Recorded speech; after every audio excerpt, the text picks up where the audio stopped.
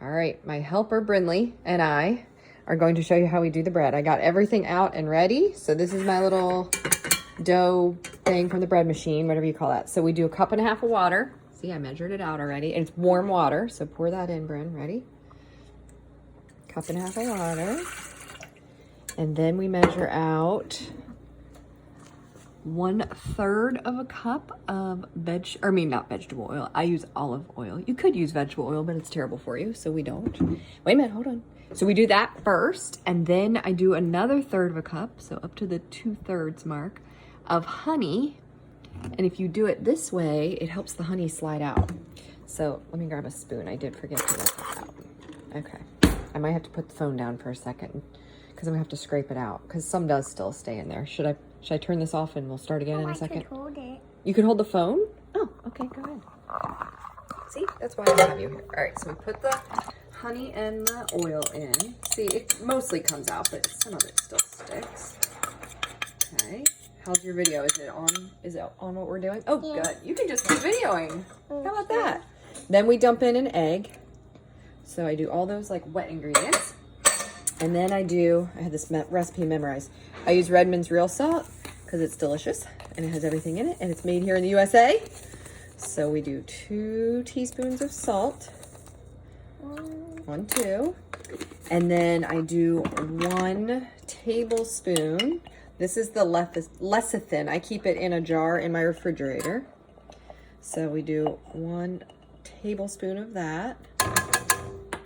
And then we pour in all of the flour that we ground. I do not sift mine. You could sift it if you want to get out some of those big pieces. Then I make like a little well. Here, tilt this down, Bryn. There you go. I make like a little well in there, not much. And then back to the tablespoon, and I put yeast, which I keep stored in my fridge in a jar also. And I'm using regular yeast, not the rapid rise stuff or the instant yeast. So I put 1 tablespoon in there. And then, all right, I'm gonna take this back from you, Bryn, thank you. I take this little thing over to my bread machine, which is next to an ice machine that's going. Thank you for opening that. And I plop it in there. Wait a minute, I gotta turn it so it's attached. There we go. And then for mine, it's number 12. And start. And that's my dough setting. And I just let it go. Once it'll mix and then it will knead. Once it starts kneading, a lot of times, move your head. Here, let's see. Yeah, see how even already it's like sticking to the sides here? Once it starts kneading, a lot of that will still be stuck. So I come over here about halfway through the kneading and I just take a spatula and scrape all that down just so that it mixes in good. And usually that's good enough. So I will send you another video as we get to the shaping and sticking it in the pan process. Thanks for your help. Okay, so my bread dough is done. I've got the camera turned the other way. I can't see it. So hopefully this is working. So I've got that. Got my pan here. I'm going to spray my pan with a little baking spray because definitely don't want that to stick. And then what I do, this is just like I'm sure it's terrible for you too, but whatever, the BJ's brand cooking spray. You know, you can use avocado oil or whatever, but I like to use spray instead of flour because then it doesn't dry my dough out. So I just spray my counter. And then I dump this out, shake it, and it'll be stuck in there. So I now will spray my hand, just rub it around, and then pull all that stuff that's still in there out. Scrape it out. And then spray again. Rub my hands together. Sometimes I have to spray a few times, but get nice and coated. And then I just smush this out and make it nice and flat and just like push out any air bubbles. I'm sure I'm not doing this correctly, but it works. And then I usually fold over one side, fold over the other, make like a long, narrow thing like this. And then I take this and I kind of pull and press down and just really smush it in there. Hopefully you can see what I'm doing. And then again, I'll pull and kind of smush it down. So I'm just making like a big roll. Just keep going all the way to the end. Tuck those ends under so they just kind of stick together well. Squeeze it. Just keep going until you're all the way at the end. Sleeve keeps falling down. There we go.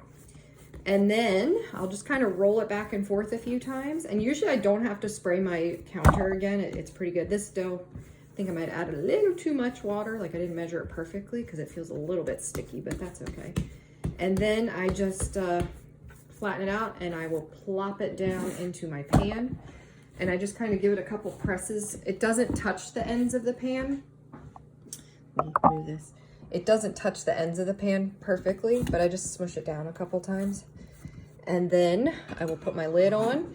Ow, my finger is stuck. Ouch. Never had that happen before. Let me turn it this way. There we go. Slide the lid on, and I kind of keep it cracked open just a little so I can keep an eye on it, but to let a little air in, because I'm telling you, this sucker, because it's hot in here, it will, or builds up heat, it will rise so fast, probably even before my oven preheats. So it might actually be a good idea to turn your oven on before you do this. Or you can just leave the lid off and it'll take longer, but I'm usually like, let's get it done. So that's that. I'll let that sit just while the oven preheats to 350.